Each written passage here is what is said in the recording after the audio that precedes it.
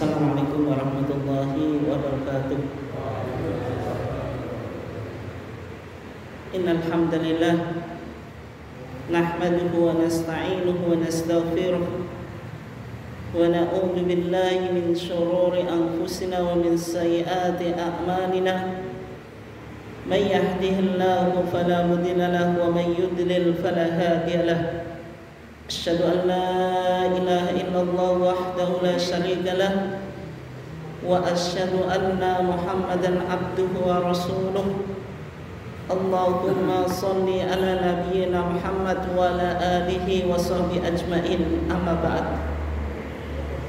Yang saya hormati Ketua PCM Padangan dan seluruh jajarannya, Bapak-bapak, Ibu-ibu, jamaah ketarjian PCM Padangan yang dimuliakan Allah. Alhamdulillah pada kesempatan ini kita masih diizinkan oleh Allah Subhanahu wa taala untuk tetap istiqomah di dalam tafaqquh fiddin, yaitu mendalami agama melalui kajian ketarjian dengan bahasan baik putusan maupun fatwa tarjih. Salawat dan salam semoga tetap terlimpahkan kepada junjungan kita Nabiullah Muhammad SAW, keluarganya, sahabatnya, dan seluruh orang yang mengikuti sunnahnya sampai hari kiamat. Jamaah sekalian yang dimuliakan Allah, karena kita berada di penghujung tahun. Kita sekarang sudah di bulan Desember. Biasanya di akhir bulan Desember, Bapak dan Ibu sekalian yang dimuliakan Allah, itu ada dua event yang biasanya dirayakan atau menjadi hari libur nasional yang berkaitan. Yang pertama dengan 25 Desember, itu hari Natal bagi saudara kita yang beragama Kristen. Kemudian nanti disusul tahun baru. Dan sehingga ada pembahasan yang penting untuk kita coba dalami. Dan sebenarnya fatwa-fatwa tarjih yang sudah dipun di TJA, tanya jawab agama, itu sudah banyak bicara tentang hubungan dengan non-muslim. Non-muslim itu ya orang yang beragama selain Islam, yang secara umum banyak diyakini di negara kita itu, baik Kristen, kemudian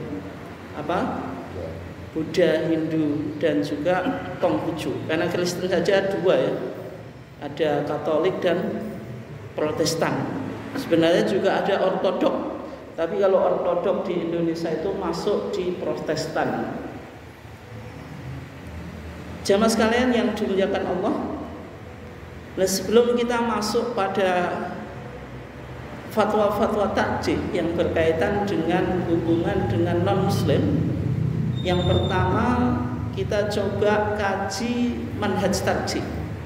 Ini penting Pak, manhaj itu metodologi yang digunakan oleh majelis tarjih di dalam istimbatul ahkam, di dalam menggali atau mengkaji hukum-hukum itu berdasarkan nusus syariah atau teks-teks agama baik Quran dan Sunnah. Itu disebut manhaj tarjih. Atau dalam hasanah Islam klasik disebut usul fikih. Ada fikih, ada usul fikih. Kalau fikih itu produk hukum yang sudah jadi Pak, artinya sudah siap untuk diamalkan. Sehingga fikih itu biasanya sudah bicara ini halal, ini haram, ini wajib, ini sunnah, ini mubah, ini makruh, ini haram. Itu biasanya fikih. Tapi sebelum lahir fikih itu ada sebuah disiplin ilmu yang disebut usul fikih. Usul fikih itu teori penggalian hukum. Dan di dalam Muhammadiyah Pak, kalau tarjih yang produknya itu ada putusan dan juga fatwa, Itu berarti kalau putusan dan fatwa itu sudah produk hukum yang sudah jadi. Tapi sebenarnya ada teori penggalian hukum yang dimana di dalam Muhammadiyah disebut manhaj tarjih. Ini penting Pak ya. Disebut apa manhaj tarjih? Kalau manhaj tarjih itu secara mudahnya ya usul fikihnya orang Muhammadiyah. Meskipun manhaj tarjih itu tidak hanya bicara tentang metodologi penggalian hukum, bisa jadi bicara di luar itu. Tapi secara sederhana manhaj tarjih itu apa? Usul fikih yang digunakan oleh ulama Muhammadiyah di dalam menggali sebuah hukum. Di kitab Masail Al-Khams, Pak. Nah, nanti jenengan kalau bawa HPT dibuka HPT jilid 1. Ada kitab Masail Al-Khams, kitab 5 masalah. HPT sudah gadah ya, Pak? Kalau enggak di situ kok saya lihat HPT, nanti dilihat saja. Ada apa? Kitab 5 masalah.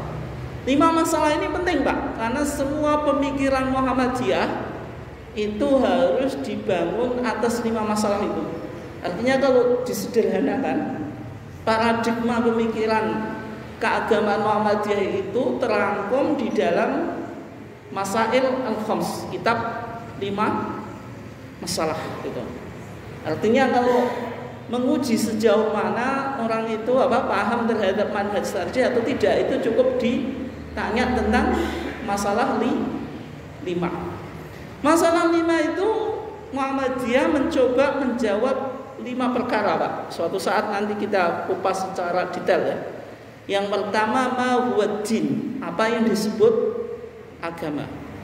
Yang kedua ma hiya dunya, apa yang disebut dengan dunia. Yang ketiga mahiyal ibadah, apa yang disebut ibadah. Yang keempat ma huwa sabilullah, apa yang disebut dengan sabilullah. Kemudian yang kelima ma huwal qiyas, apa yang disebut qiyas. Ini penting Pak, karena sebagian orang Muhammadiyah itu bilang sumber hukum di dalam Muhammadiyah itu ya hanya Quran dan sunnah atau hadis, sedangkan ijma dan qiyas tidak dipakai. Ya, kalau itu sumber hukum primer, tapi dalam aplikasinya Muhammadiyah tetap pakai ijma dan juga pakai qiyas, karena ijma dan qiyas itu sudah diklaim tetangga sebelah Pak ya. Akhirnya kita di Muhammadiyah seolah-olah a priori terhadap ijma dan qiyas. Sebenarnya Muhammadiyah juga pakai ijma, juga pakai qiyas. Tetapi ijma dan qiyas itu kan tetap ada perbedaan Pak. Bukan berarti semua permasalahan bisa didekati dengan ijma dan qiyas. Nanti ijma yang apa yang dipakai. Kemudian aplikasi qiyas itu sejauh mana? Apakah itu disebut qiyas yang sahih atau qiyas yang fasid, qiyas yang tidak valid? Nah, itu ada perdebatan. Tetapi untuk tadi menjawab pertanyaan kita tentang relasi dengan non-muslim atau hubungan dengan non-muslim, dalam konteks ini kita perlu untuk mendudukkan perkaranya dengan melihat ma huwa din dan ma hiya dunya. Apa yang disebut agama dan apa yang dimaksud dengan dunia. Sehingga Muhammadiyah Pak dalam melihat sesuatu harus dimetakan dulu.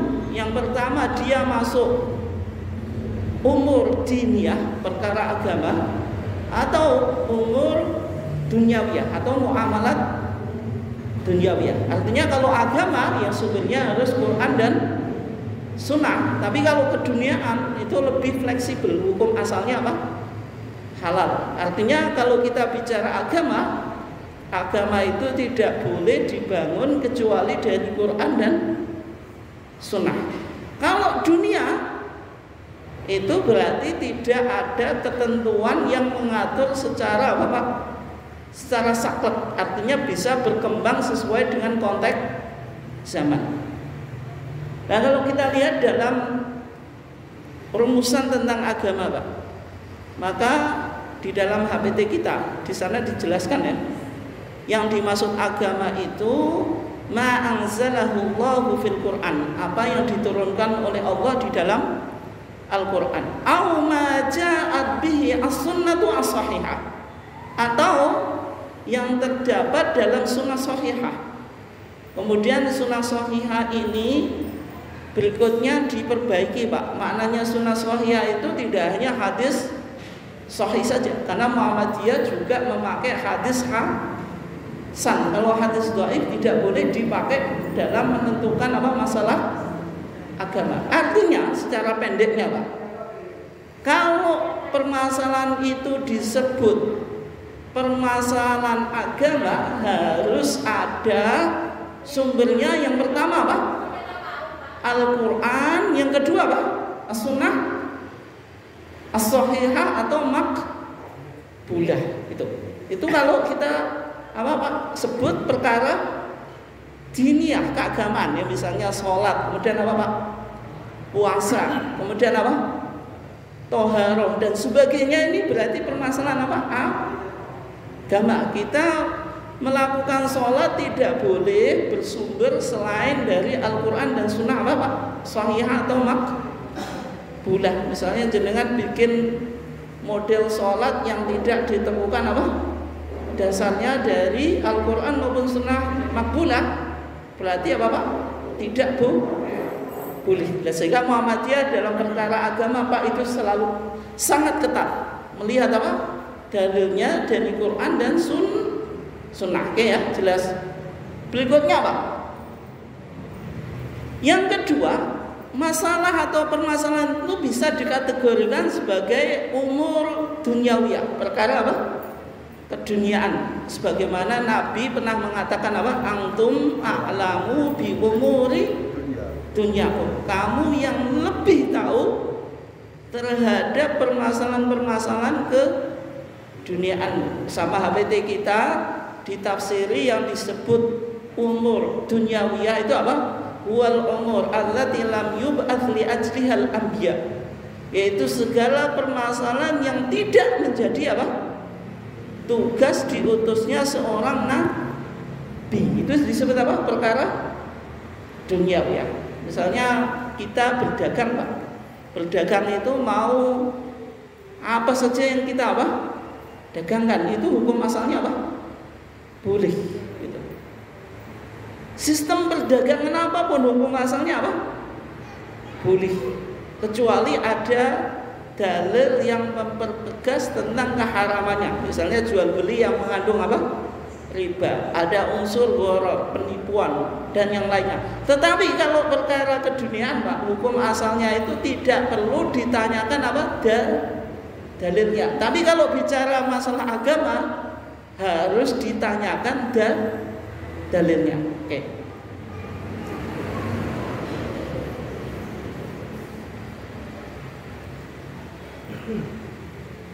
Kemudian di dalam Muhammadiyah, Pak, ibadah itu, maksudnya tadi agama itu di dalamnya ada ibadah. Ibadah itu bisa diklasifikasikan menjadi dua. Ada ibadah amah atau ibadah ibadah amah, ibadah ghairu mahdhah. Ada ibadah khassah atau ibadah mahdhah. Kalau ibadah amah, Pak, itu segala sesuatu yang diizinkan oleh Allah. Semua aktivitas keduniaan itu bisa menjadi ibadah, tapi ibadah ibadah amah. Kalau ibadah khassah itu harus ditentukan kaifiyahnya atau tata caranya. Itu kalau ibadah mahdhah atau ibadah khassah. Sehingga ada dua kaidah ya. Yang pertama, kalau ibadah amah itu kaidahnya al-aslu fil asya al-ibahah hatta yadulla dalilu ala khilafi. Hukum asal segala sesuatu itu boleh sampai ada dalil yang melarangnya. Jadi kalau ibu-ibu misalnya, Bu, jenengan masak, yang dibuat masak apa? LPG. Apalagi misalnya pakai kompor. Apalagi, Bu, pokoknya berkembang terus ya. Itu nggak usah ditanyakan pada Pak Kiai karena hukum asalnya jelas, Bu, boleh. Tapi kalau jenengan mau sholat harus tahu dalilnya. Misalnya mau sholat apa gitu, Itu dalilnya harus jelas, karena hukum ibadah itu hukum asalnya apa? Haram sampai ada dalil yang memerintah. Tapi kalau masalah muamalah duniawiyah, hukum asalnya apa? Boleh sampai ada dalil yang melarang. Berarti kalau jenengan mau masak pakai alat apapun ya boleh gitu. Tidak usah ditanyakan pada Pak Kiai, nanti Pak Kiainya yang malah kesel ngasih fatwa. Pak Kiai itu cukup ditanya tentang masalah apa? Masalah ibadah. Itu oke.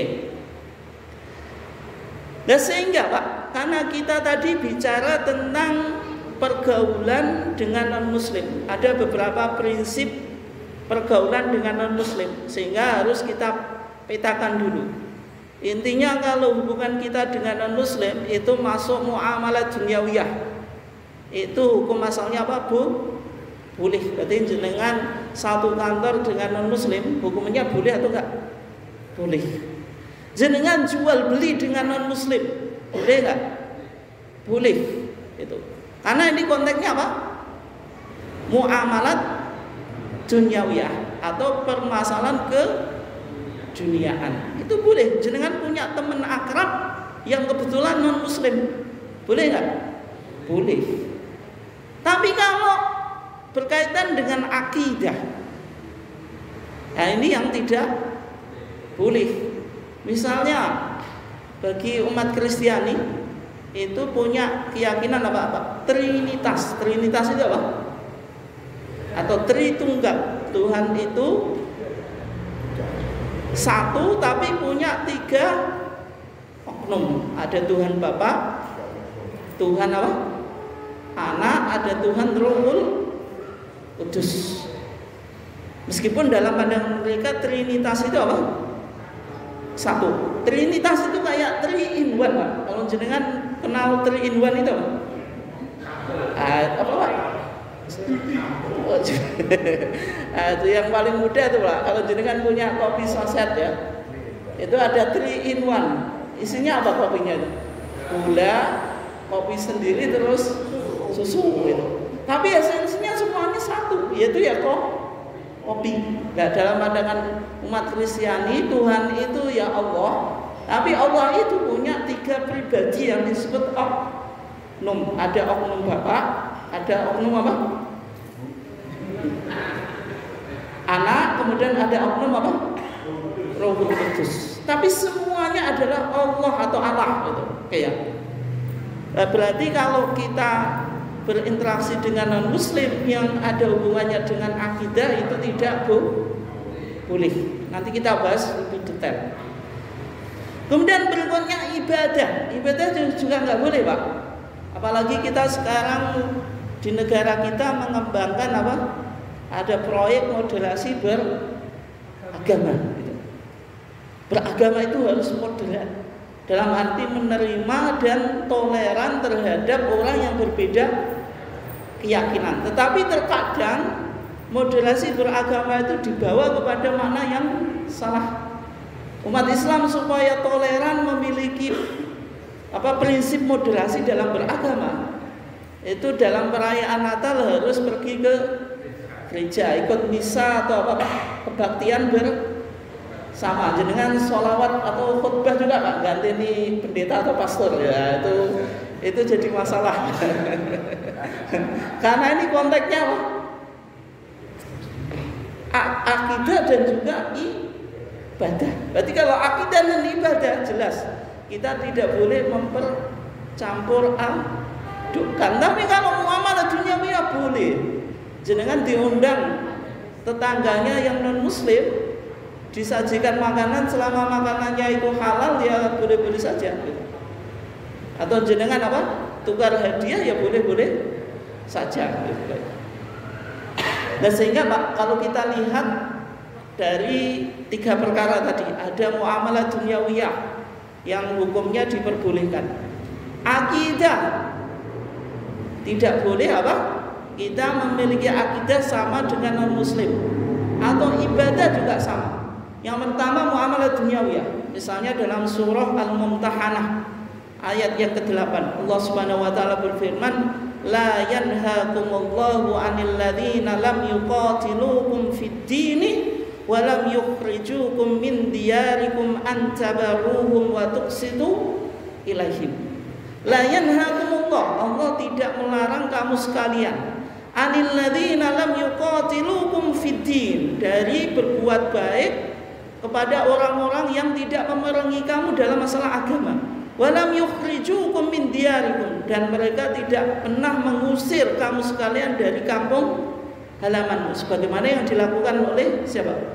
Orang kafir Quraisy ketika Nabi dulu domisili atau tinggalnya di mana? Di kota Mekah. Kemudian diusir, harus meninggalkan kota Mekah, hijrah ke kota Madinah. Itu berarti apa, Pak? Ikhraj atau mengusir kaum muslim. Tidak melarang antabaruhum, kamu berbuat baik kepada mereka. Dan dalam sejarah Islam itu Nabi biasa Pak berbuat baik kepada orang Yahudi gitu. Bahkan ada orang Yahudi yang buta, Nabi selalu ngasih apa? Makan atau roti. Ketika Nabi meninggal, padahal orang itu suka misuhin Nabi, Pak. Gitu. Ketika Nabi ketika sudah meninggal, kemudian orang itu meninggal dicari oleh Nabi, dan seterusnya ya, artinya interaksi Nabi dengan orang Yahudi itu sangat baik. Wa tuqsitu ilaihim, dan engkau berbuat baik kepada mereka. Artinya kalau jenengan hutang kepada orang non muslim, itu bukan berarti hutang wong muslim gak sah disawar. Itu berarti tidak berbuat adil. Atau jenengan dagang, tadi yang beli bukan non muslim ya, sedikit kualitas paling jelek, nak perlu dibohongi gitu. Nah, itu berarti apa? Tidak berbuat adil. Semacam itu juga tidak boleh. Kemudian yang kedua, kalau ada kaitannya dengan akidah atau teologi, ini di dalam surah An-Nisa, Pak. Satu ayat ini kalau kita bahas satu kajian nggak mungkin selesai ya, tapi kita ambil secara umum saja, yaitu ayat 171. Allah Subhanahu wa taala mengkritik keyakinan, secara khusus keyakinannya orang Kristen. Ya ahlul kitab, wahai ahlul kitab. Ahlul kitab itu apa? Yahudi dan Nasrani. Tapi nanti kita lihat ahlul kitab di sini yang dimaksud lebih pada umat Kristiani atau umat Yahudi. La taghlu fi dinikum, jangan engkau berlebihan dalam beragama. Ghulu itu apa, Pak? Ghulu itu mujawazatu al-had, melampaui batas, bisa ekstrim kanan atau ekstrim kiri. Tidak boleh beragama itu dengan apa? Ekstrim, tidak mengembangkan prinsip beragama yang moderat, Pak. Artinya di dalam Al-Quran dan hadis itu ada prinsip moderasi dalam beragama. Cumanya kadang kita moderasi beragama itu dibawa ke sebagai justifikasi kemungkaran atau akidah yang tidak betul, Pak. Kadang yang menjadi repot kan itu. Wala taqulu 'ala Allahi illal haq. Jangan engkau memiliki pandangan terhadap Allah kecuali yang hak. Kemudian dijelaskan, innamal masihu Isa ibnu Maryam rasulullah. Ini berarti ahlul kitab yang dikehendaki dalam ayat ini orang Yahudi atau Nasrani? Nasrani, karena ayat berikutnya bicara tentang apa? Status Nabi Isa. Sesungguhnya Al-Masih Isa ibn Maryam atau Yesus Kristus itu Rasulullah, utusan Allah, bukan ibnullah, bukan anak Allah. Karena dia Rasulullah, utusan Allah, berarti Abdullah. Makanya dikatakan wa kalimatuhu alqaha ila Maryam. Isa itu kalimat Allah yang disampaikan atau diberikan kepada Maryam. Artinya Isa itu lahir dari Maryam tanpa punya bapak. Yang itu diciptakan oleh Allah dengan kalimatnya, yaitu kalimat Allah apa? Kun fayakun. Wa ruhun minhu, ruhnya juga dari Allah. Sehingga dalam surah Al-Imran itu, Pak, Allah Subhanahu wa taala membuat perumpamaan antara penciptaan Nabi Adam dengan penciptaan apa? Isa. Inna Mathala Isa indallahi kamathali Adam khalaqahu min turabin thumma qala lahu apa? Kun fayakun. Sesungguhnya perumpamaan Nabi Isa menurut Allah sebagaimana perumpamaan Nabi Adam. Khalaqahu min turab. Nabi Adam itu diciptakan dari tanah. Thumma qala lahu kun fayakun. Kemudian dengan kun fayakun itu menjadi jadi. Artinya Nabi Isa kalau kita bandingkan Pak, kalau bukan berarti Isa karena lahir tanpa bapak dia menjadi ibnullah atau anaknya Allah atau memiliki unsur apa ketuhanan. Padahal Nabi Adam lebih hebat. Nabi Adam apa? Punya bapak? Tidak. Punya ibu? Tidak. Nabi Isa punya ibu, yaitu Maryam. Tapi kedua-duanya manusia. Makanya Al-Quran apa? Memparalelkan atau menyamakan penciptaan Isa dengan penciptaan Adam. Artinya tidak ada status ketuhanan pada sosok Nabi Isa. Fa'aminu billahi wa rasulih. Maka umat Kristen itu disuruh beriman kepada Allah dan para rasulnya. Wala taqulu tsalatsa. Dan janganlah apa? Memiliki keyakinan teologi yang berkaitan dengan trinitas. Intahu khairal lakum innamallahu ilahu wahid. Ini prinsip monoteisme dalam Islam. Bahwasanya Allah itu apa? Ilahun wahid, Tuhan yang satu. Dan dalam Taurat maupun Injil Pak, itu tidak ada trinitas. Dalam Taurat orang Yahudi itu biasa mengucapkan Pak, ini syahadatnya orang Yahudi ya, di waktu pagi dan di waktu apa? Sore. Yang diucapkan apa? Shema Yisrael Adonai Ilahino Adonai apa? Echad. Ini bahasa apa Pak Teguh? Kalau jenengan tahu luar biasa. Shema Yisrael Adonai Ilahino Adonai Echad. Bahasa apa Pak? Nah, itu bahasa Ibrani. Shema Yisrael, karena bahasa Ibrani itu satu rumpun dengan bahasa Arab Pak. Semuanya disebut apa? Lughah Samiyah atau Semitic language. Shema Yisrael. Shema itu sama dengan Isma. Shema bahasa Arabnya apa? Isma, dengarkanlah. Yisrael ya Israel, dengarkanlah wahai Israel. Adonai Ilahinu. Adonai atau Allah itu Ilahinu atau Ilahuna, Tuhan kita. Adonai Allah Echad. Echad itu sama dengan Ahad. Ahad apa bahasa Arabnya? Satu tunggal. Echad sama Ahad kan bedanya dikit Pak. Artinya orang Yahudi itu tidak pernah memiliki apa? Keyakinan tentang trinitas. Dalam Injil pun itu tidak ada Pak yang menjelaskan kalau Tuhan itu tiga secara eksplisit. Ada, saya nggak bawa Injil ya, tapi nanti jangan lihat di surat Yohanes pasal kelima, nanti dilihat ya. Surat Yohanes yang pertama pasal kelima. Nanti ada apa? Yang menyaksikan di langit itu Bapa, Anak dan Roh Kudus. Tapi nanti dalam beberapa terjemahan Injil Pak, itu dikasih dalam kurung. Dalam kurung itu menunjukkan apa? Tambahan belakangan. Artinya apa? Ayat ini kalau hadis itu mudraj Pak. Hadis mudraj itu apa Pak? Seorang perawi menambahkan keterangan dari dirinya sendiri, tapi bukan berasal dari Rasulullah atau Nabi. Itu hadis mudraj. Hadis mudraj itu hadis dalam Bible kadang gitu Pak, atau dalam apa? Injil itu. Nah, sehingga kesimpulannya sebenarnya dalam Taurat maupun Injil itu tidak ada keterangan tentang apa? Trinitas. Makanya Al-Quran mengatakan Subhanahu ayyakuna lahu walad. Maha suci Allah kalau dia memiliki anak. Artinya akidah Trinitas itu ditolak oleh Al-Quran. Lahu ma fis samawati wa ma fil ard.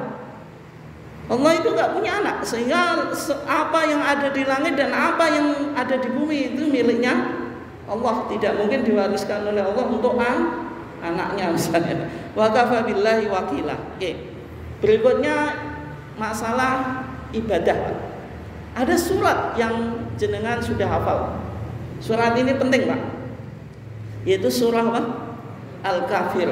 Ketika itu Zu'ama Quraisy atau apa? Pemimpin Quraisy itu mendatangi Nabi, Pak. Setelah melihat dakwahnya Nabi itu semakin diterima, semakin masif. Akhirnya mereka berusaha untuk melakukan apa? Negosiasi supaya Nabi apa? Menjadi kendor dalam beragama dan juga berdakwah.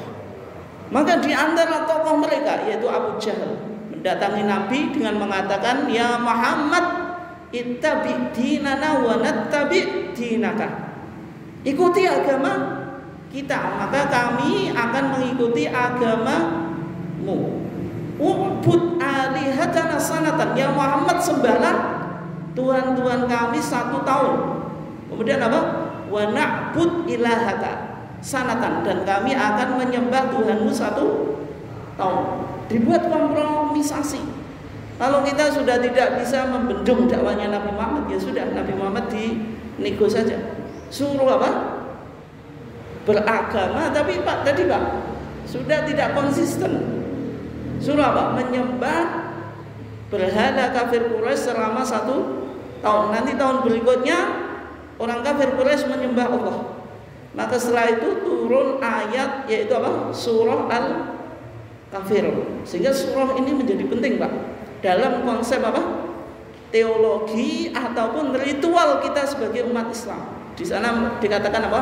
Qul ya ayyuhal kafirun la a'budu ma ta'budun wala antum 'abiduna ma a'bud wala ana 'abidum ma abadtum. Ini diulang 2 kali, Pak. Yang pertama la a'budu ma ta'budun wala antum 'abiduna ma abadtum. Ini kalau jenengan tahu bahasa Arab maknanya sama, Pak.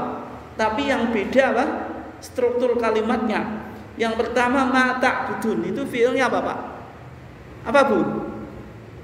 Itu fiil apa, Bu? Fi'il mudhari'. Fi'il mudhari' itu menunjukkan zaman apa? Hal wal mustaqbal, sekarang dan akan datang. Kalau yang wala ana abidum ma abadtum itu fi'il apa? Fi'il madhi atau simple past yang menunjukkan apa? Masa yang telah lampau. Artinya tidak ada apa? Tidak ada kesempatan bagi orang kafir Quraisy apa? Untuk menerima peribadatan apa? Bahwasanya umat Islam akan menyembah Tuhan mereka baik di waktu apa? Yang lampau, sekarang atau akan datang. Semuanya ditolak artinya. Tidak ada apa? Kesempatan sama sekali. Wala antum abiduna ma'abud, yang terakhir ini penting, Pak. Lakum dinukum waliyadin. Sehingga prinsip pergaulan kita dengan non muslim kalau sudah kaitannya dengan akidah dan ibadah ya lakum dinukum waliyadin. Itu bacanya waliyadin, bukan waliyadin. Banyak orang yang baca lakum dinukum waliyadin. Yang betul apa? Waliyadin. Lakum dinukum, lakum syirkukum, bagimu kesyirikanmu. Waliyadin, dan bagiku apa? Dini, agamaku. Ini prinsip kita dalam pergaulan dalam konteks apa? Ibadah dan akidah, ya. Dan berikutnya, Pak, kalau di Risalah Islam Berkemajuan, jenengan sudah baca atau belum Risalah Islam Berkemajuan, Pak? Ini hasil Muktamar Muhammadiyah ke-48 di Solo atau Surakarta. Jadi merumuskan apa yang disebut dengan Islam berkemajuan. Islam berkemajuan itu sebenarnya memiliki historitas dari sejarah Muhammadiyah sendiri, Pak. Mbak Yai Ahmad Dahlan sering berwasiat kepada muridnya, Pak, dadiyo kiai sing kemajuan lan ojo kesel-kesel anggonmu nyambut gawe kanggo Muhammadiyah. Penting, Pak, ini jenengan hafalin. Jadi sehingga bukan cuma satu saja yang dihafal. Hidup-hidupilah Muhammadiyah, jangan mencari hidup di Muhammadiyah. Cuma itu ya, Pak, orang Muhammadiyah biasanya. Pesan Bayi Ahmad Dahlan, yaitu pasti yang disebut. Padahal ada banyak pesan yang lain. Di antaranya apa? dadiya kiai sing kemajuan. Kiai sing kemajuan itu apa? Kiai yang tidak tradisional, artinya tidak hanya paham kitab kuning gitu.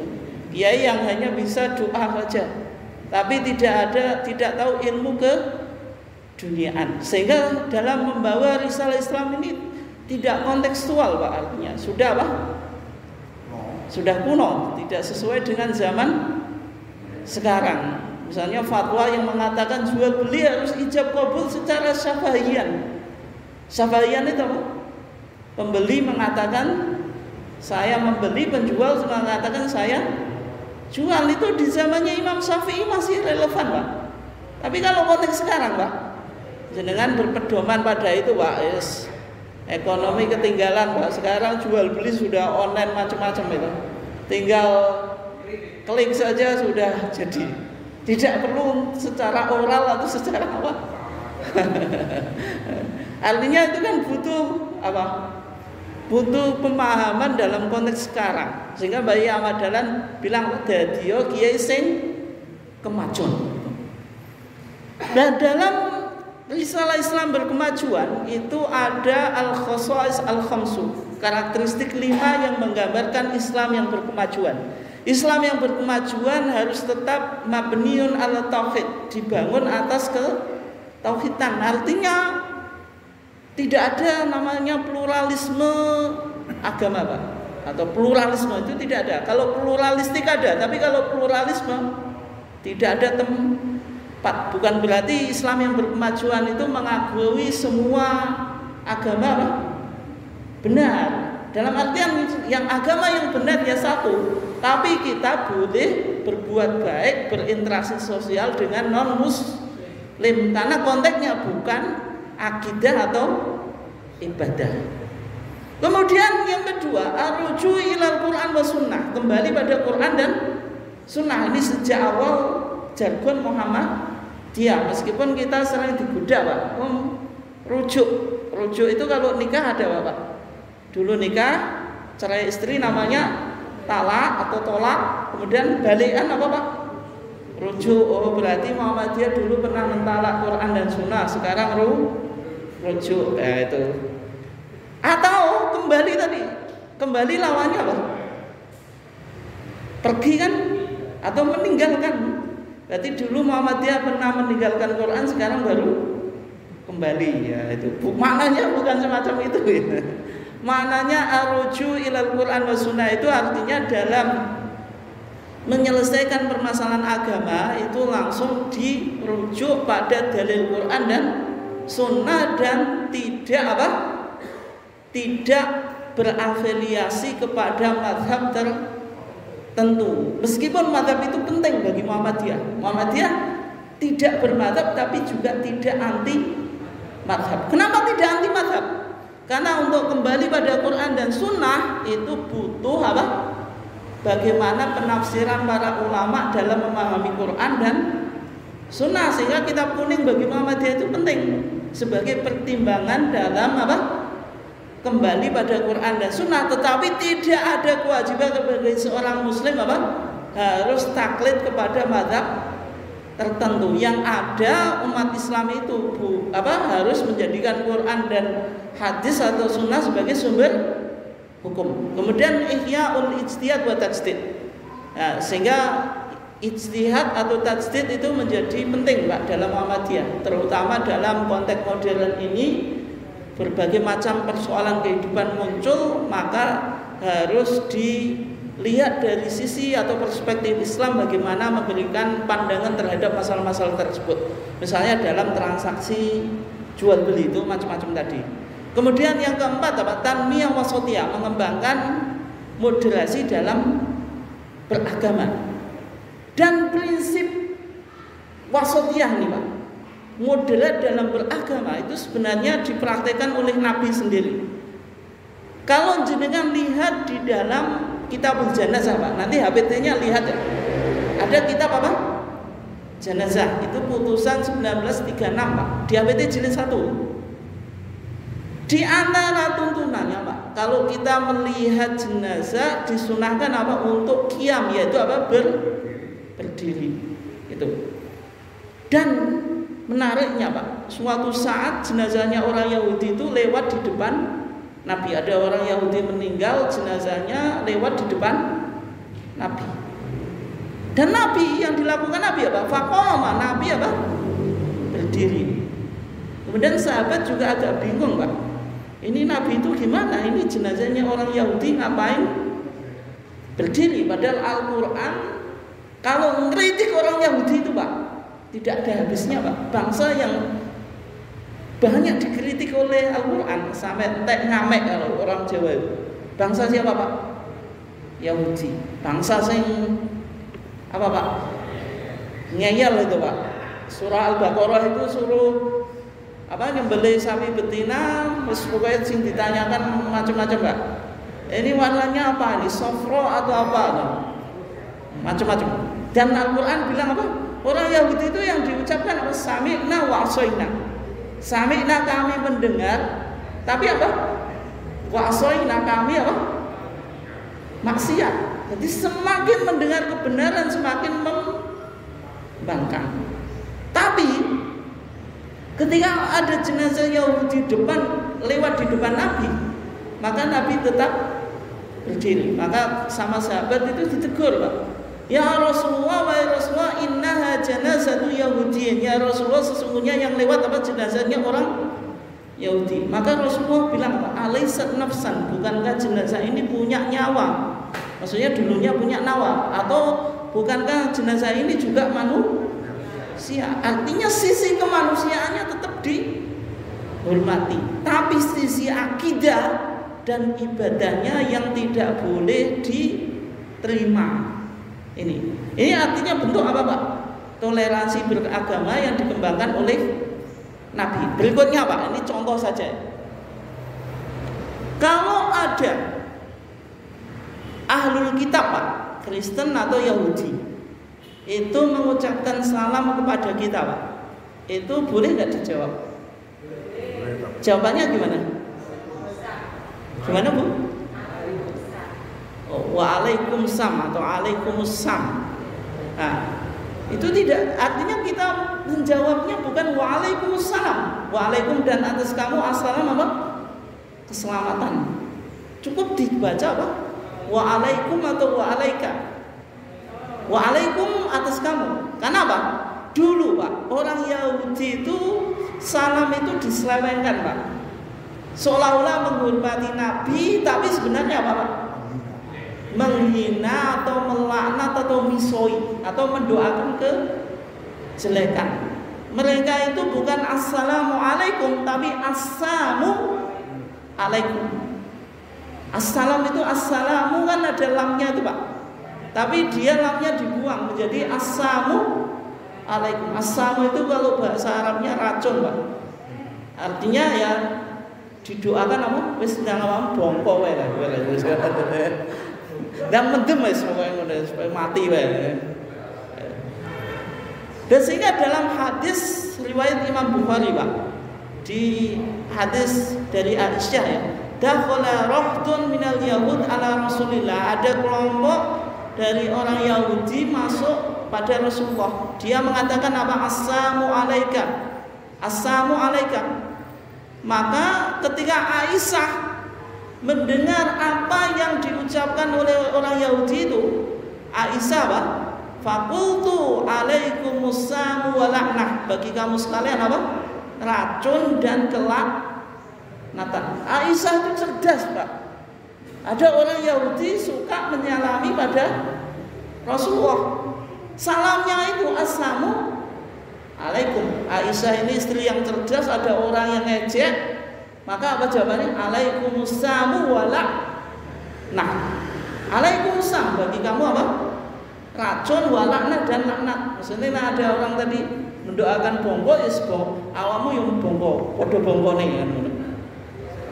Artinya ini respon apa? Aisyah. Tapi ketika Nabi dengar Pak, kalau atau jenengan Pak, jenengan dihina tetangganya, istri jenengan langsung apa respon Pak? Biasanya orang perempuan itu cepat respon apa?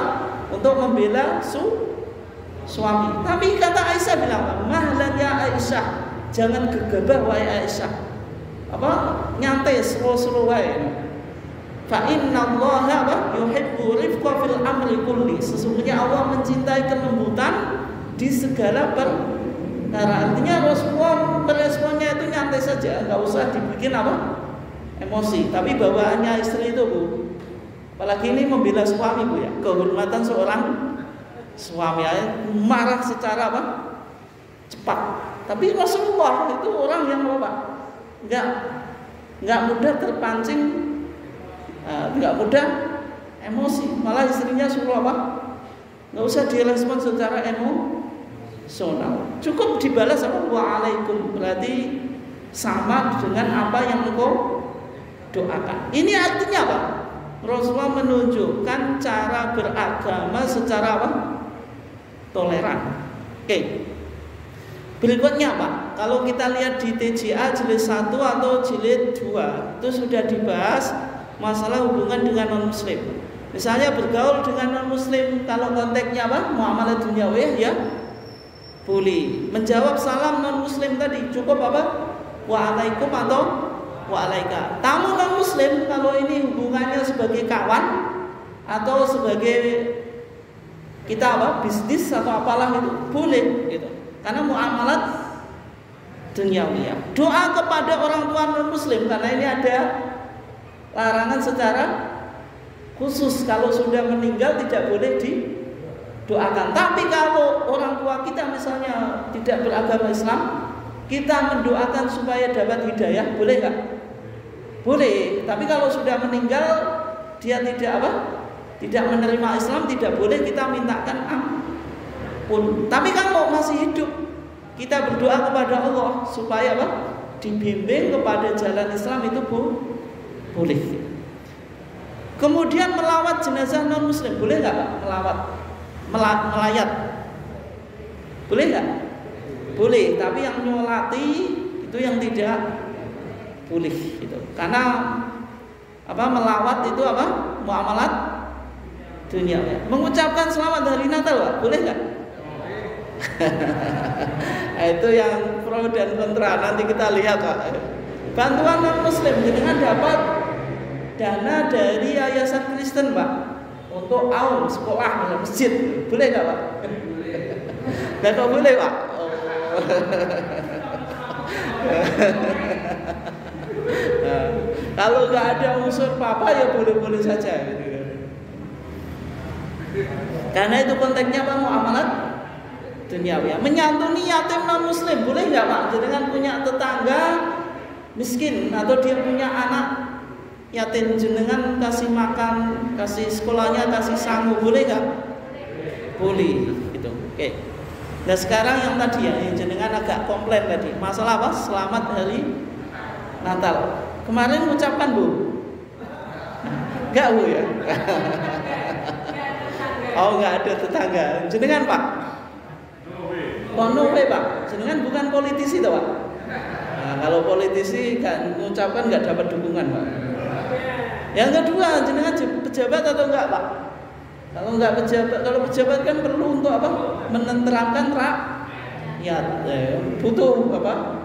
Dukungan dari rakyat kita yang non muslim. Dan dalam hukum mengucapkan selamat hari Natal Pak, sebenarnya sudah difatwakan oleh MUI, sehingga Majelis Tarjih tidak perlu untuk membuat fatwa baru. Dan fatwa MUI ini lebih mengayomi semua ormas yang ada di Indonesia. 19 berapa itu? 75 Hamka itu masuk MUI, kemudian itu kemudian apa? Menggodok tentang fatwa tentang apa? Hukum mengucapkan selamat hari Natal. Karena Hamka disuruh apa? Menarik fatwanya itu sampai keluar dari ketua MUI. Intinya Pak, di fatwa Majelis Ulama itu yang berkaitan dengan ucapan selamat hari Natal, sebelum memberikan jawaban itu ada beberapa pertimbangan. Yang pertama, kalau konteksnya muamalah duniawiyah, boleh kita berinteraksi dengan non muslim.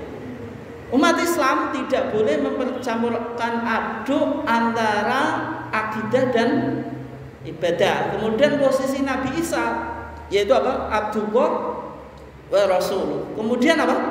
Islam agama yang meyakini tentang ketauhidan, tidak boleh umat Islam apa? Percaya terhadap ajaran Trinitas. Kemudian Allah juga tidak punya anak. Kemudian berikutnya yang terakhir apa? Kalau sesuatu itu syubhat. Syubhat itu apa, Pak? Remang-remang ya. Halalnya nggak jelas, haramnya nggak jelas. Makanya di hadis Arba'in Nawawiyah itu Imam Nawawi mengutip hadis yang penting, Pak. Apa? Al halalu bayyinun. Itu bacanya bayyinun ya, bukan baina, Pak. Ada orang yang baca Pak al halalu utawi halal itu baina. Baina itu di antara.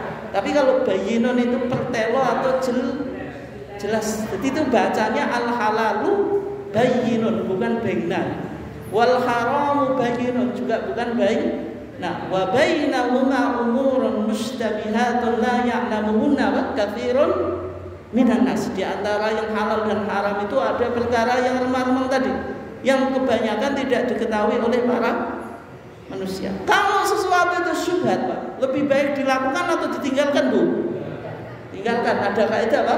Ittiqa'us syubhat khasyatal wuqu'i fil haram. Kita meninggalkan sesuatu yang syubhat karena takut terjerumus pada yang diharamkan. Atau darul mafasid muqaddamun ala jalbil masalih. Meninggalkan kerusakan itu lebih didahulukan daripada menarik maslahat itu. Atau itu prinsip yang dipakai. Sehingga Pak, dari beberapa pertimbangan tadi MUI memfatwakan perayaan Natal di Indonesia meskipun tujuan merayakannya adalah menghormati Nabi Isa, tetapi Natal tidak bisa dipisahkan dengan keyakinan teologi orang Kristiani. Bukan hanya maulidan Nabi Isa atau maulidan apa? Yesus Kristus, lebih dari sekedar maulidan. Natal itu kan maulid, Pak. Ya, sama dengan maulid Nabi Muhammad. Ya, kelahiran Tuhan, Pak. Ulang tahun, Pak.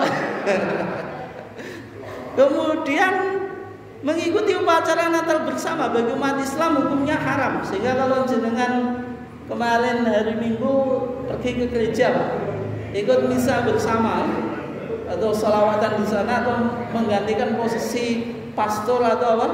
Pendeta khutbah juga, Pak, itu nggak boleh.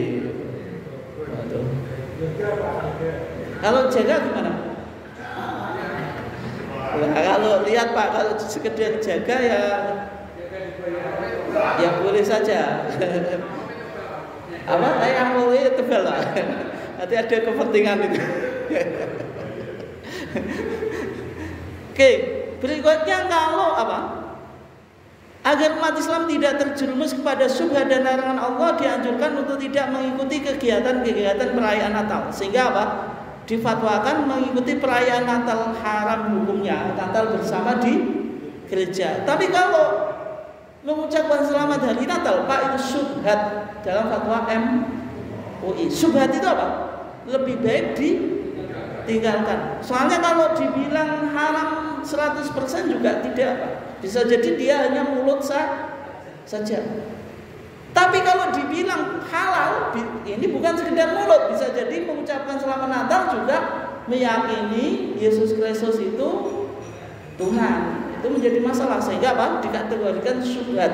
Kalau syubhat, kalau kita tidak punya kepentingan, ya tidak usah melakukan. Kemudian berikutnya, Pak, ini yang penting ya, penutup kajian kita masih 20 menit, Pak.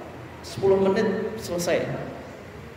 Apakah Yesus Kristus itu dilahirkan tanggal 25 Desember? Apakah betul? Kalau kita ingin mengkaji seberapa akurat data sejarah yang berbicara tentang kelahiran Yesus Kristus, maka kita harus merujuk pada sumber atau Alkitabnya orang Kristiani. Alkitab, di dalam Alkitab ada apa? Perjanjian lama, ada perjanjian baru. Perjanjian lama itu kitabnya orang apa?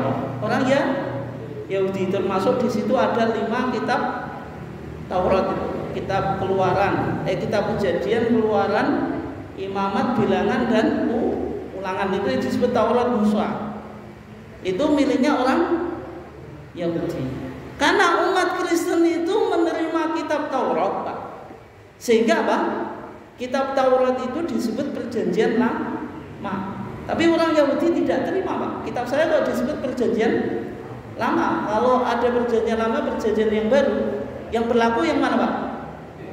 Yang baru, berarti lama itu tidak terpakai. Sehingga orang Yahudi itu nggak terima, Pak. Kitab saya diklaim kok disebut Perjanjian Lama. Makanya orang Yahudi menyebut kitabnya itu Tanakh. Tanakh itu Taurat, Nevi'im sama Ketuvim. Nggak mau bilang apa? Perjanjian Lama. Dan kitab khusus orang Kristiani itu disebut apa? Perjanjian Baru. Di situ ada Injil, Pak. Ada berapa Injil, Pak? Ada berapa, Bu? Jenengan punya berapa, Bu? Ada berapa, Pak? 3 apa saja, Bu? Matius, Barnabas, Lukas, apa, Pak? Markus, apa lagi, Bu? Bingung ya. Berarti cek selamat, Pak. Jenengan gak percaya Injil gitu. Menurut Kristen, Pak, ada 4 Injil yang disebut Injil kanonik. Injil kanonik itu apa? Injil yang dijadikan konun. Konun itu apa? Sumber ajaran. Atau Injil yang diterima oleh gereja. Itu dibahas di Konsili Nicea tahun 325. Nicea itu di mana? Di Turki. Gitu. Berarti 325 Masehi itu baru dibahas. Ada 4 Injil yang dianggap otoritatif. Selain 4 Injil itu tidak diterima, karena ada banyak versi-versi Injil, Pak. Dan Injil itu sebenarnya sama dengan Sirah Nabawiyah, tidak selevel apa? Quran. Karena Injil itu bicara sejarah Nabi Isa dari dilahirkan sampai meninggal. 4 Injil kanonik ini apa saja? Ini jenengan dengarkan, Pak, atau Bu, tapi nggak usah diimani. Yang pertama Injil Matius, yang kedua apa? Markus, yang ketiga apa? Lukas, yang keempat Yohanes. Dan tadi kok ada yang nyebut Injil Barnabas. Injil Barnabas itu ya Injil tapi ditolak oleh gereja. Itu kayak hadis maudhu katanya kita. Hadis maudhu itu hadis palsu. Tapi bagi sarjana Muslim, Pak, Injil Barnabas itu penting karena ceritanya ada kemiripan dengan Quran, yaitu mengakui nubuat tentang apa? Kedatangan Nabi, yaitu Nabi Muhammad. Sehingga sarjana Muslim banyak yang melakukan kajian terhadap Injil Barnabas. Tapi bagi orang Kristen itu kayak hadis maudhu, sehingga tidak dianggap otoritatif. Dari 4 Injil kanonik itu, Pak, ada Injil sinoptik. Ini pokoknya jenengan ngrungokne, Pak. Meskipun saya ngetahui jenengan bingung. Injil sinoptik itu apa? Sinoptik itu artinya kalau bahasa Inggris seeing all together. Seeing itu kan melihat, all semuanya together secara bersamaan. Artinya ada 3 Injil yang menarasikan cerita yang mirip, Pak, meskipun ada perbedaan. Injil sinoptik itu apa saja? Matius, Markus, Lukas. Sehingga 3 Injil ini ada yang disebut triple tradition, Pak. Tradisi yang lintas 3 Injil itu. Misalnya Matius 46%, Markus 18%, Lukas itu 41%. Tetapi ada perbedaan.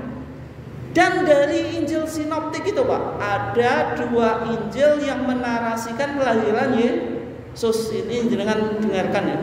Yang pertama Injil Matius, yang kedua Injil Lukas. Saya pakai Alkitab Muqaddas yang bahasa Arab. Ini sering dipakai di Mesir. Orang Koptik Mesir itu kitabnya bahasa Arab. Saya punya tapi nggak saya bawa. Banyak versinya, Pak.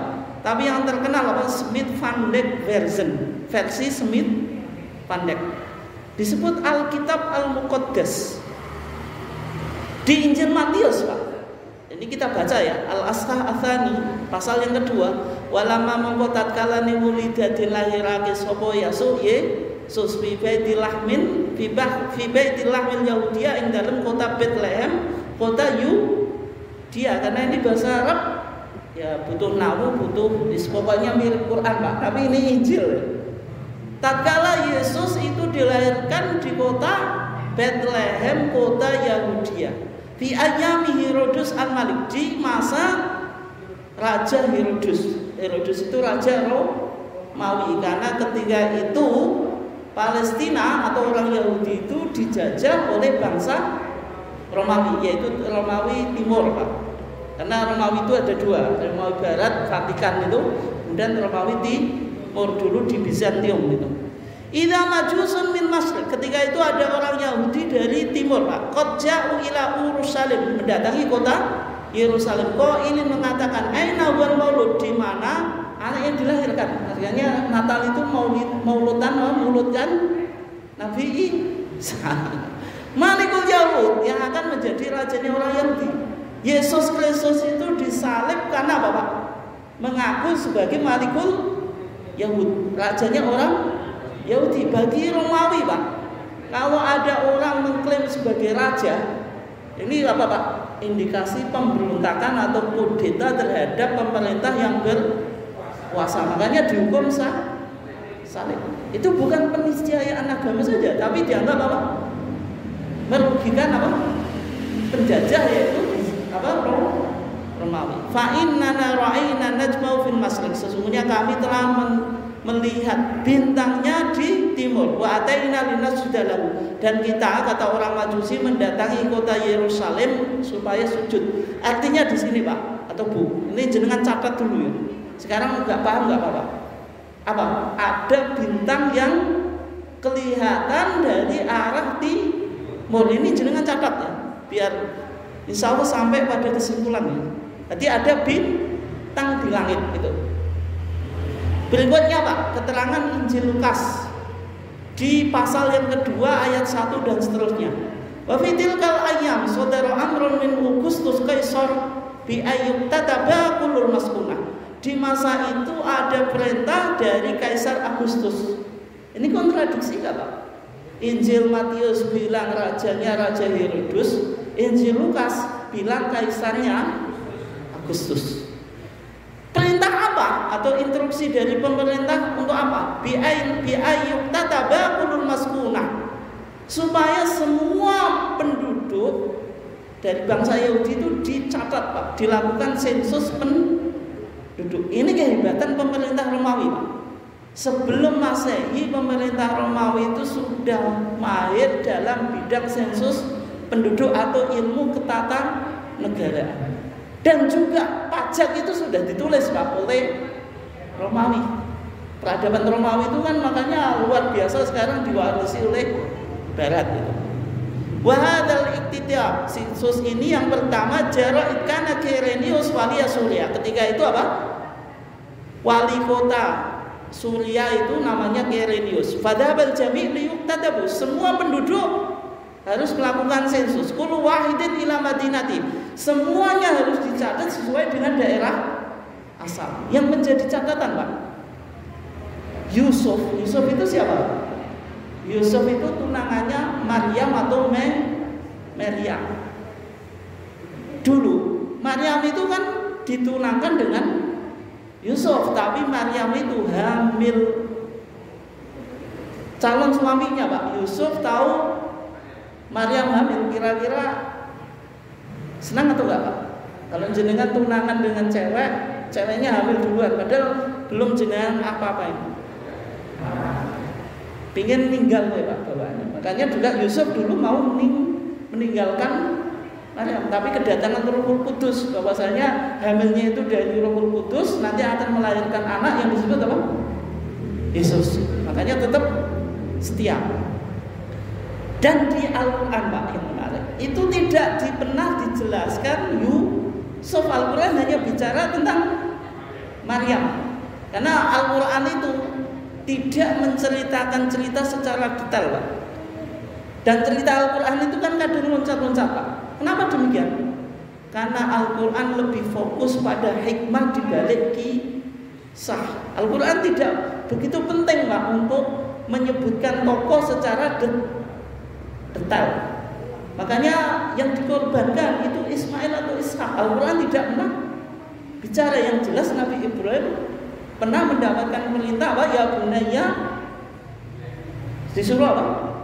Inni araka fil manam anni adbah. Tapi anaknya ini Ishak atau Ismail. Al-Quran tidak penting untuk menjelaskan sosok nama. Tapi yang dipentingkan Al-Quran apa? Cerita di balik itu. Demikian juga Yusuf tidak pernah disebutkan dalam Al-Quran. Justru Injil yang menyebutkan. Maka Yusuf Pak itu naik dari kota Jalil ila Madinatin Nasirah ila Yahudiyah. Yesus atau apa?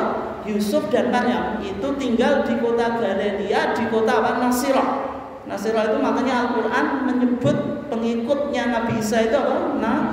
Nasoro atau bahasanya Nazaret. Berarti nama Kristen itu Pak, Nasirah, Nasrani itu diambil dari nama tempat, yaitu kota di mana Yesus tinggal itu. Ilal Yahudiyah, ke kota Yahudi atau Yudea. Ila Madinah di Daud, kotanya Nabi Daud. Alat itu Baitul Lahmin, yang disebut Bethlehem, karena Yusuf dan Maryam itu keturunan apa?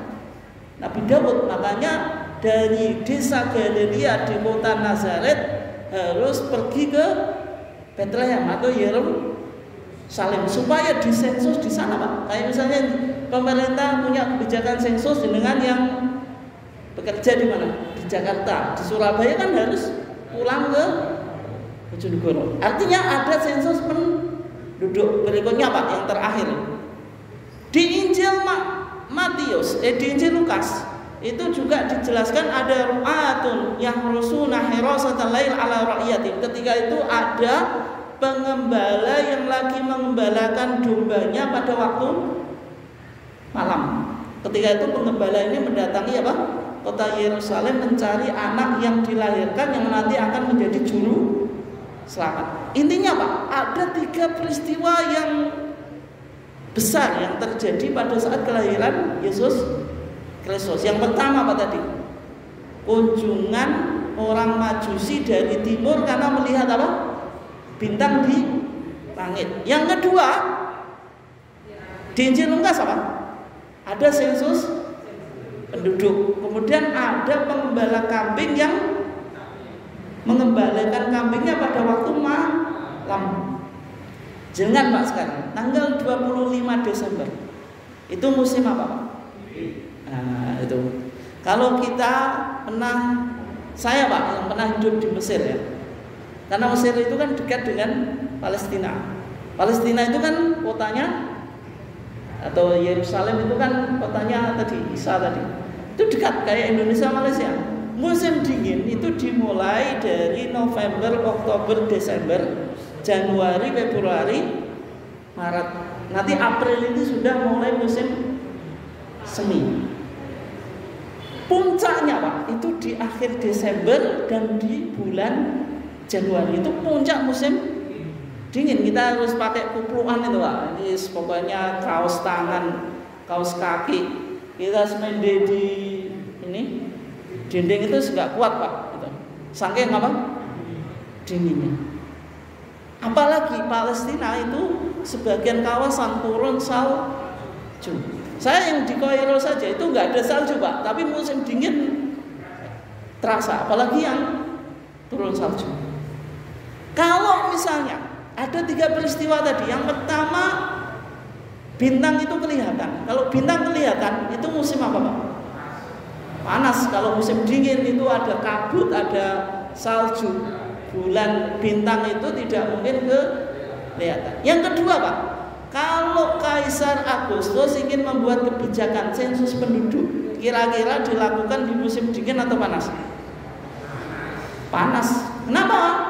Karena kalau musim dingin, penduduk atau rakyat itu tidak mungkin melakukan perjalanan jauh karena riskan terhadap kematian.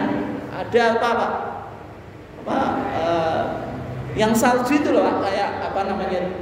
Itu kan harus dilewati, kalau salju semuanya itu riskan kematian. Kemudian mengembala kambingnya pada waktu malam. Itu kalau musim dingin mungkin enggak?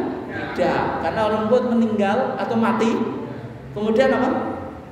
Pengembala juga akan kedinginan, Pak. Ngapain mengembalakan kambing di musim dingin? Sehingga keterangan Injil itu kemungkinan yang bisa kita simpulkan.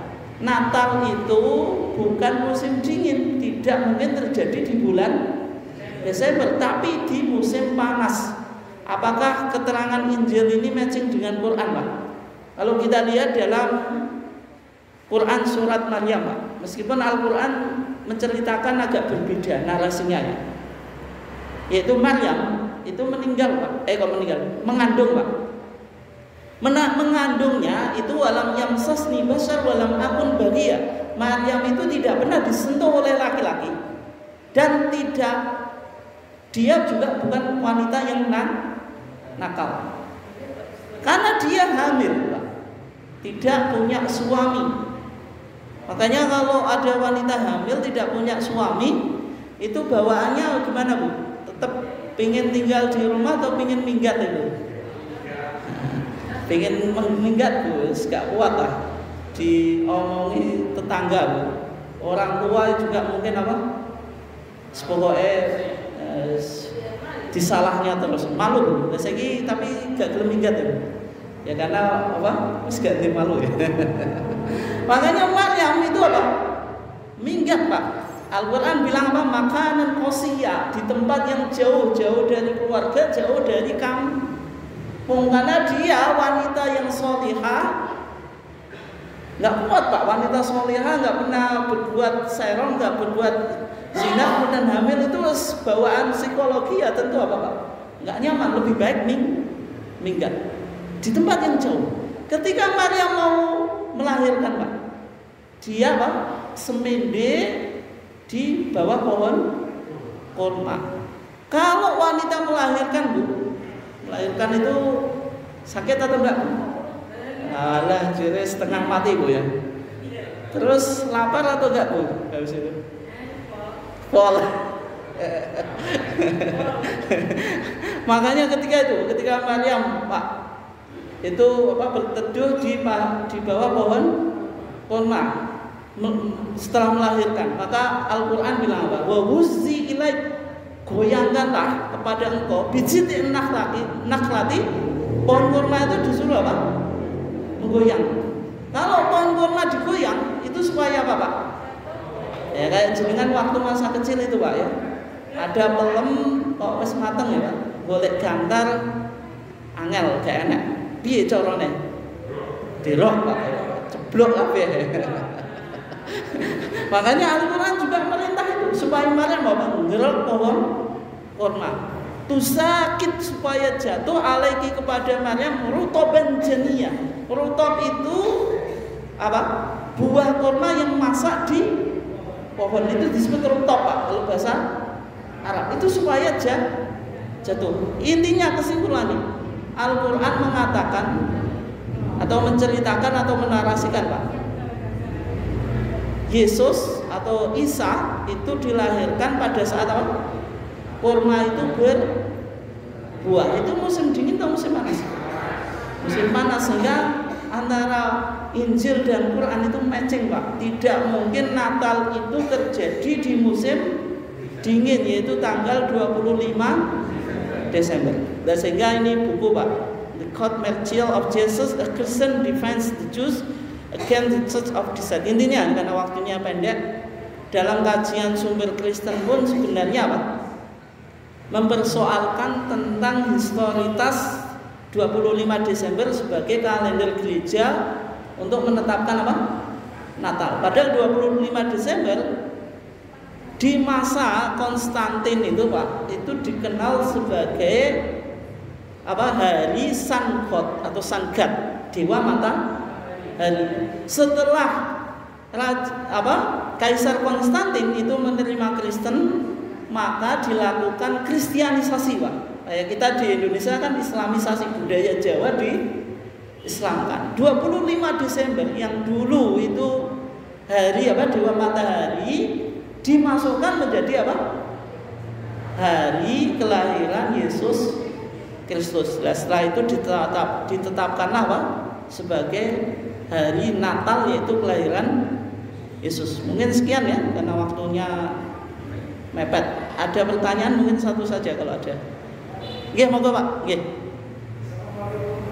Waalaikumsalam warahmatullahi wabarakatuh.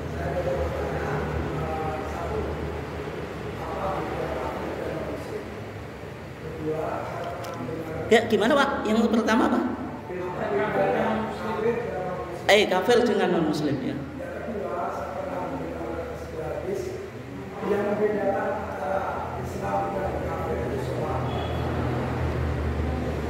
Yang membedakan apa? Oh iya iya. Terus ini kalau misalkan kita punya orang tua yang tergantung Islam tetapi tidak pernah sholat, kalau meninggal akan dibunuh. Nah, itu aja Pak. Ya. Itu di Indonesia ya, memang ada upaya dari pemerintah juga untuk menghilangkan kata kafir, sehingga digunakan non muslim saja. Padahal Al-Quran ya menggunakan qul ya ayyuhal kafirun atau laqad kafarul ladzina qalu innallaha tsalitsu tsalatsah atau lam yakunil ladzina kafar. Al-Quran menggunakan kata kafir. Tidak ada Al-Quran menggunakan kata ghairul muslim. Selain non muslim itu kalau di bahasa Arab kan ghairul muslim Pak. Tapi Al-Quran bilang kafir.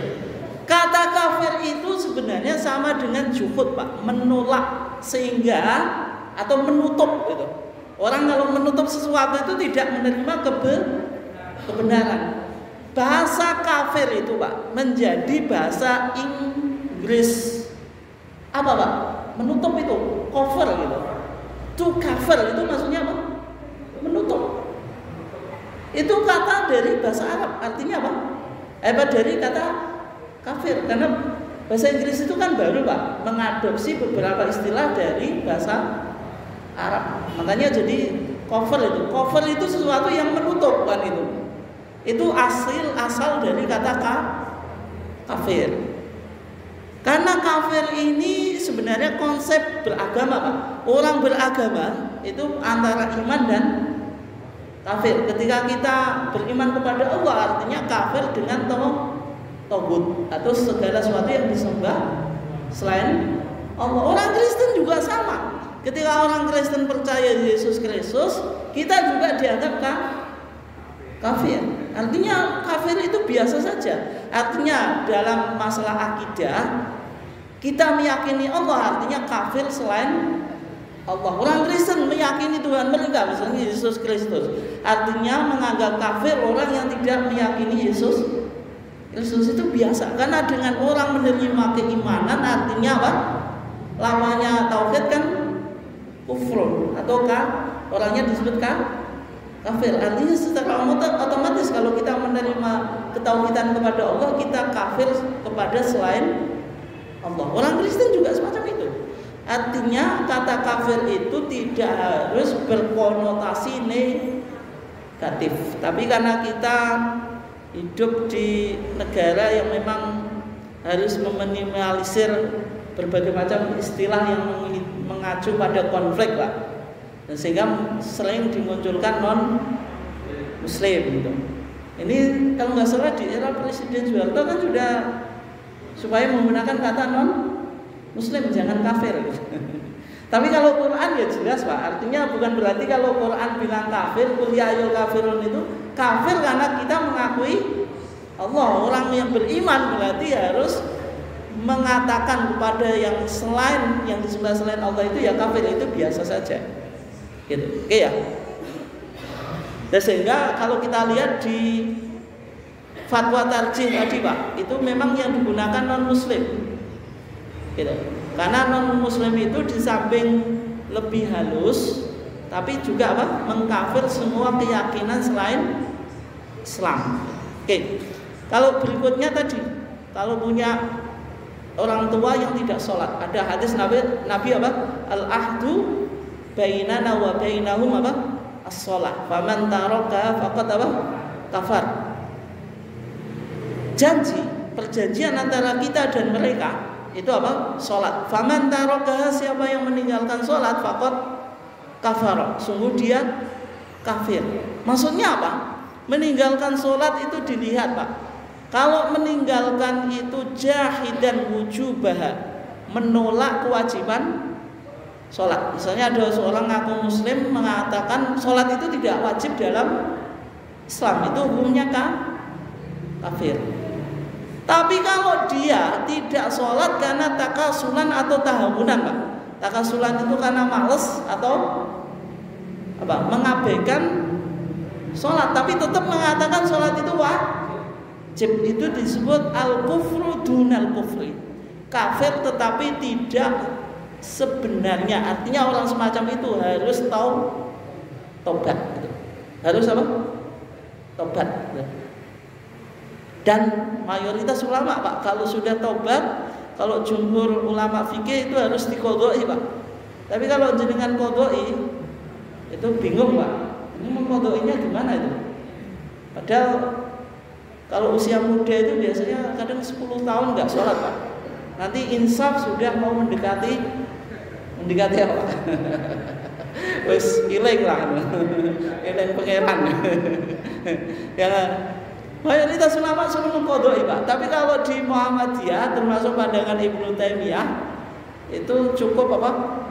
Tobat saja, tidak perlu untuk diqodoi. Karena kalau diqodoi itu berarti taklifu malayutok, Pak, membebani sesuatu yang susah dikerjakan. Sehingga ya cukup tobat, berjanji tidak mengulangi, menyesal dan memperbanyak sholat sunnah. Karena awwalu ma yuhasabu bihi apa?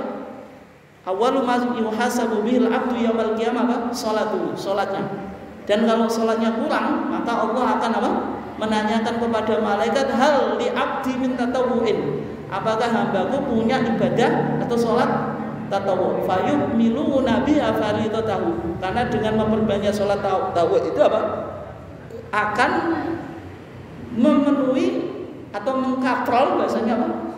Sholat wajib yang pernah kita tinggalkan itu.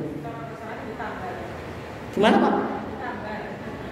Ya ditambah, tapi tidak boleh. Kalau gitu saya tinggalkan yang wajib, nanti saya cover dengan sholat sunnah, itu nggak boleh. Artinya kalau sudah terlanjur meninggalkan sholat dulu, ya sekarang memperbanyak sholat sunnah, tidak usah diqodoi. Kalau sudah meninggal bagaimana? Ya kita kalau itu kebetulan orang tua kita, ya tetap kita apa? Doakan. Karena mendoakan orang tua itu sampai atau enggak, Pak? Sampai awaladin sholihin ya terulah. Dan doa kita kepada orang meninggal sampai enggak, Pak? Walladzina ja'u min ba'dihim yaquluna rabbana ighfir lana wa li ikhwanina alladzina sabaquna bil iman. Mendoakan orang yang meninggal, Pak, itu boleh. Muhammadiyah tidak pernah tidak mengatakan tidak boleh. Tapi kalau mensyaratkan doa itu harus bikin apa, Pak? Nah, itu yang tidak ada. Tapi kalau sekedar mendoakan boleh, itu perintah Quran. Jadi Muhammadiyah tidak pernah bilang kalau mendoakan orang yang meninggal itu tidak sampai. Tapi kalau mendoakan tidak harus pakai itu, Pak.